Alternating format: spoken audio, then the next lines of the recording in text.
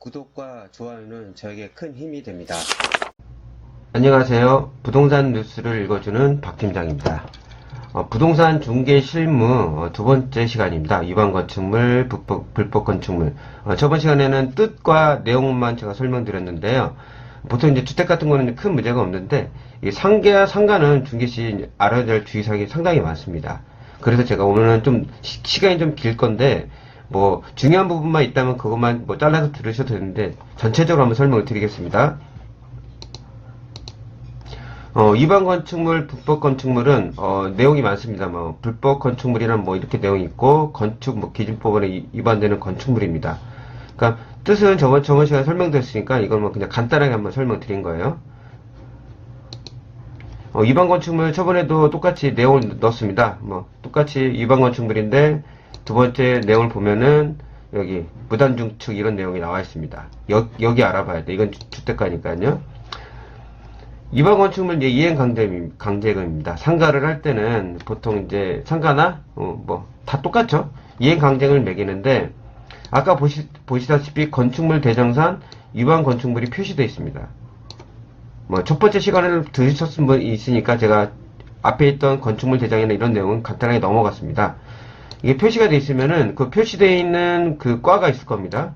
그래서 건축물 소재지 관할구청 거기서 물어봐야 됩니다. 거기서 그러니까 이게 나온다는 거는 알아봐야 되고요.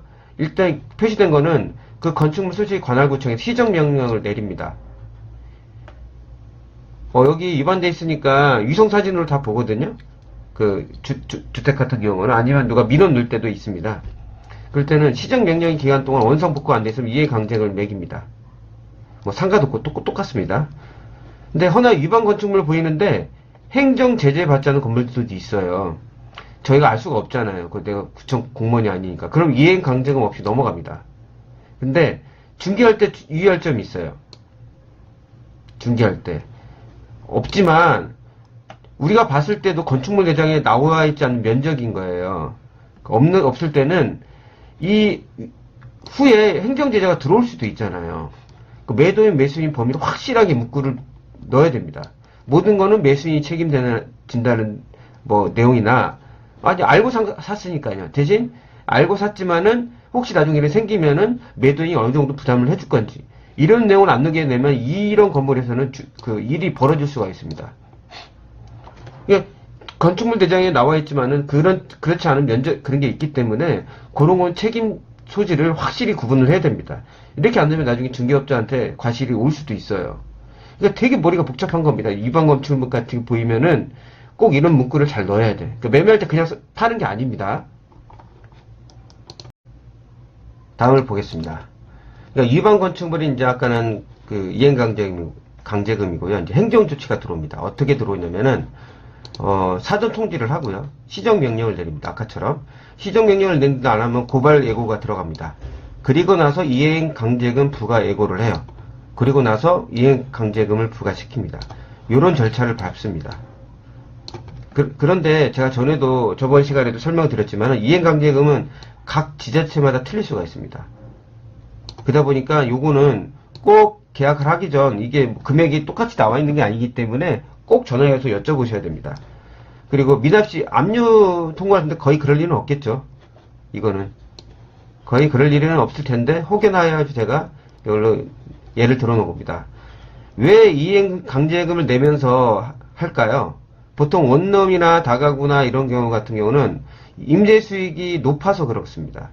다세대 같은 경우는 그 불법 확장된 베란다 같은 경우 있잖아요. 그거는 사람마다 취향 차이가 틀려요. 어떤 사람은 베란다 안 좋아하는 사람이 있고, 어떤 사람은 베란다 있는 걸 좋아하는 사람도 있습니다. 근데 베란다가 없으면 나중에 팔 때 그만큼 금액이 깎입니다. 요즘 베란다에 있는 걸 더 선호도 합니다. 그래서 요거는 유불리가 있어요. 다세대 같은 경우는. 그런 건, 다세대를 이제 매매를 할 때는 전에 베란다가 있었는지 없었는지 확실히 그거를 알고 특약사에 넣어야 됩니다.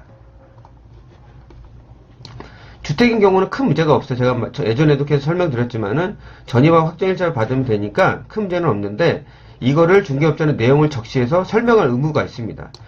첫 번째 시간에 말씀드린 것처럼 중개 대상물 확인 설명서를 보시면 첫 번째 보면 대상 물건의 토지하고 건축물이 있습니다.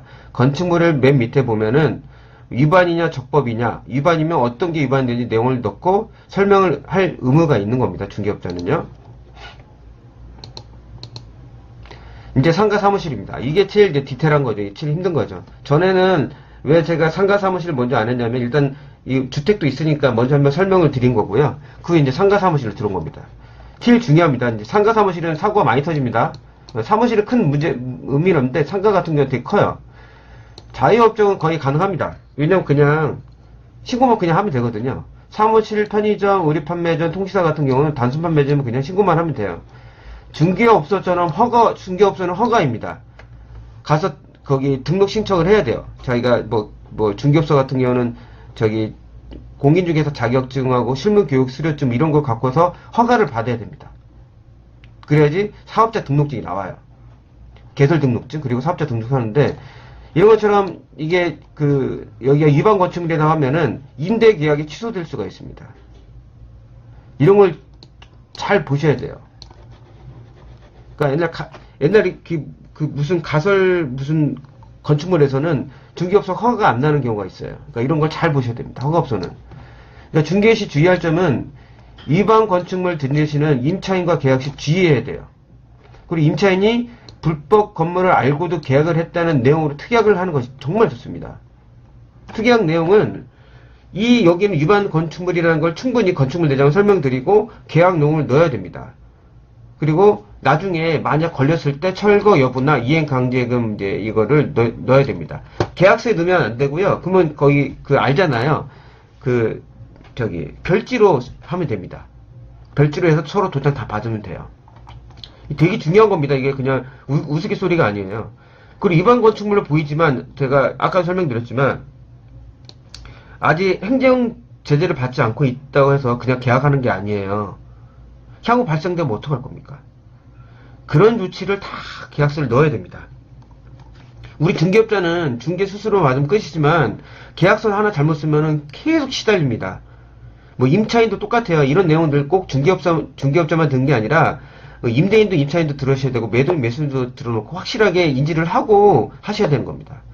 진짜 힘들어요. 나중에 이런 일이 벌어지면. 그래서 제가 정처럼 그냥 말로 설명이 아니라 일부러 제가 내용을 다 넣습니다. 한번 꼼꼼히 읽어보시라고요. 상가 사무실 이제 허가나 등록이나 이제 해야 되는데, 일반 의식적을 예고를 들면은 승계하는 것이 아니라서, 승계하는 거는 되거든요. 밑에 보면은 영업 허가증을 내는 신규 발급하는 경우는 영업신고를 해야 됩니다. 당 영업신고해도 되나요? 사업자 등록을 하려면 영업신고증하고 임대계약서를 제출해야 돼요. 근데 불법 건축물이 있다면 신규 발급이 불가능합니다. 그러니까 일반 음식점, 그러니까 예를 들어 휴게 음식점에서 일반 음식점으로 바뀐 거는 이게 공보로 보면 윗단이거든요. 윗단위로 갔을 때는 그냥 간단하게 신고하는 게 아니라 가서 내야 돼요.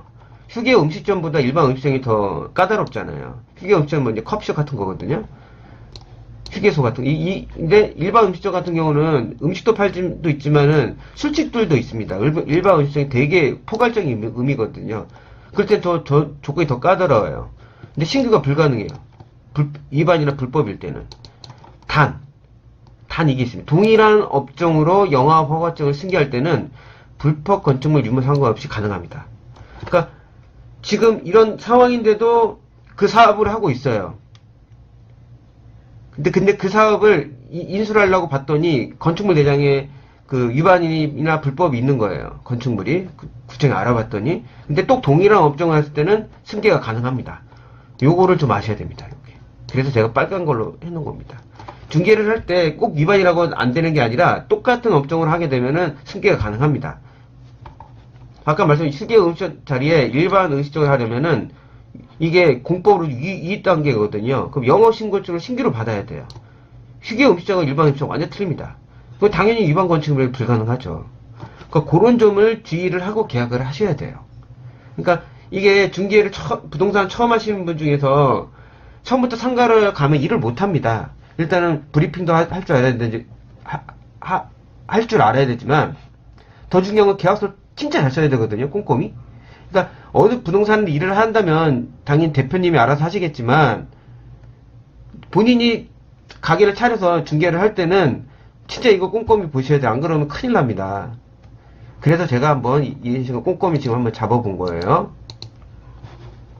중개시 주의할 사항은 상가 계약이 안 되는 경우가 있어요. 그러니까 지금 드러냈더니 그 전에 이 업소에서 행정처분이 받을 경우가 있습니다. 똑같은 그게 안 되는 경우가 있어요. 행정처분을 받을 때. 그러면 거기에서 몇 개월 동안 못하는 게 있어요. 뭐 영업정지 먹을 수도 있거든요. 그러면 안 되는 경우가 있어요. 그러니까 이런 거 잘 알아봐야 돼요. 이거는 솔직히 그 팔려는 분이 있어요. 임차인이거든요. 그러니까 그분이 악의적인 거죠. 그리고 제일 중요한 게 근처에 학교가 있을 때는 교육청의 심의를 통과하지 않으면 못하는 경우가 있어요. 안 되는 업종들이 있어요. 그것도 잘 알아보셔야 돼요. 그러니까 근처에 가까운 곳에 뭐 몇 미터 안에 저기 초등학교나 뭐가 있다, 초중고가 있다. 그럼 잘 알아보셔야 됩니다. 그리고 무단 증축된 건축물이 있는 경우도 안 돼요. 상가 계약이. 되게 중요한 겁니다. 증축을 할 때는 신고를 해야 됩니다. 갑자기 3층인데 5층짜리 건물들도 있어요. 뭐 그냥 위에 옆에 그냥 4층인데 좀 남은 짜투리 부분을 했다. 늘렸다. 그거는 위반 건축물에 떠요. 근데 이 무단 축축된 거는 완전한 불법입니다. 이거는 완전 상가계약이 아예 안 돼요. 이거는 그냥 주의를 해서 계약 내용 넣는 게 아니라, 그래서 항상 계약을 하기 전에 어차피 우리 수수료를 받아야지만 확실한 거는 관할 소재지 구청에 전화해서 꼼꼼히 물어보고 계약을 진행을 하셔야 되는 겁니다. 근데 아까 말씀드린 대로 승계 거래일 경우는요, 이런 적발 사항이 있더라도 그대로 양도 양수가 가능합니다. 신규로 하는 건 안 돼요. 왜냐면은 전에 있었던 거에 이게 있더라도, 예를 들어서 이 두 번째 예를 들어볼게요. 여기가 옛날에 이제 초등학교나 중학교, 고등학교에서 못했던 업종들이 지금 못하는 업종들, 그전에는 이제 됐던 게 있어요. 그 사람들이 후에 생긴 것과 이 사람들은 어떻게 할 겁니까? 법이 새로 바뀌었다고 이 사람 나갈 수는 없잖아요. 그러니까 그 사람을 양성화 시켜주는 겁니다. 그러니까 똑같은 업종으로 들어올 때는 그대로 양도 양수가 가능한 거예요. 이 사람들한테도 권리를 보존을 해줘야 될 거 아니에요. 그런 뜻에서 승계 거래일 경우는 가능하다는 뜻입니다. 이해를 하시겠죠? 그냥 두 번째로 설명드리니까 이해하기 편해서 제가 설명을 드리는 겁니다. 건축물 대장이 없는 경우도 있어요. 옛날 때 가설 건축물이거든요. 이런 거는 계속 연장이 되는지 이러한 사항을 확인한 다음에 승계 거래를 해야 됩니다.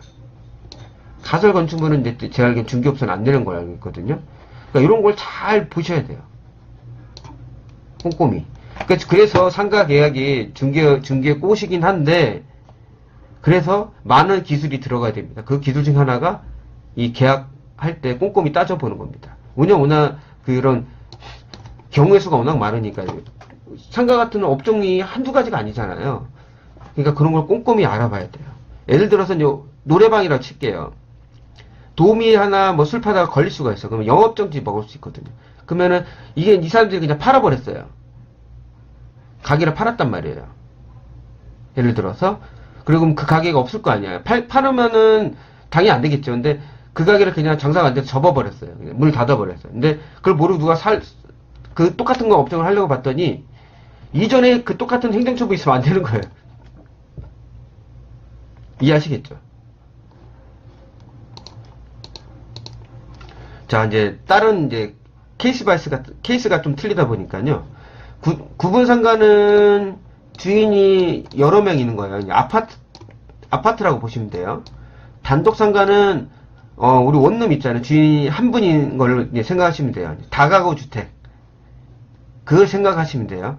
이해를. 그런데 같은 건물 내에 다른 상가가 여러 개 있을 거 아니에요. 어떤 상가는 부동산하고, 어떤 상가는 편의점하고, 어떤 지하는 노래방도 되게 많잖아요. 같은 건물 내 다른 상가가 불법 건축물로 행정 제재를 받은 경우도 있습니다.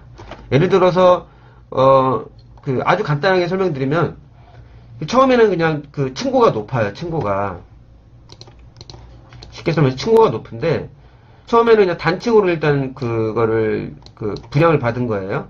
근데 이거 장사를 하려고 위에 거기 복층을 만드는 경우가 있습니다. 복층을 만들게 되면 면적이 늘어나는 거잖아요. 이게 쓸 수 있는 면적이. 그럼 이건 2번입니다. 이거는 허가를 받지 않은 건 불법 건축물이라고 할 수 있겠죠. 이거는 행정 제재가 됩니다. 근데 대신 이걸 제가 설명드린 게 뭐냐면, 만약 그런 데가 있는데 이게 바로 옆에도 있고 옆에 호실이 있어요. 근데 구분 상가예요. 그러면은 이 사람만 행정 제재를 받지 여기 사람은 행정 제재를 받지 않습니다. 지금 내용이 그 내용이에요. 근데 이게 한 건물이 같은 저기 그 주인이에요. 근데 누가 행정 제재를 받으면은 보세요. 어떤 부분이라도 위반 건축물에 제재 받으면은 원상 복구 상태로 제재 해지되지 않으면 그 건물에 신규 영업 허가증이 안 납니다.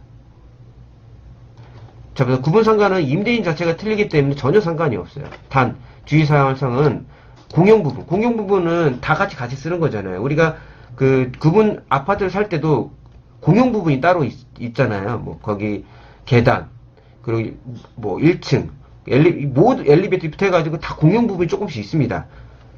분양 평수에 보면은 전용 면적 말고 나머지가 우리가 분양계약서 보면 공용 부분이 있거든요.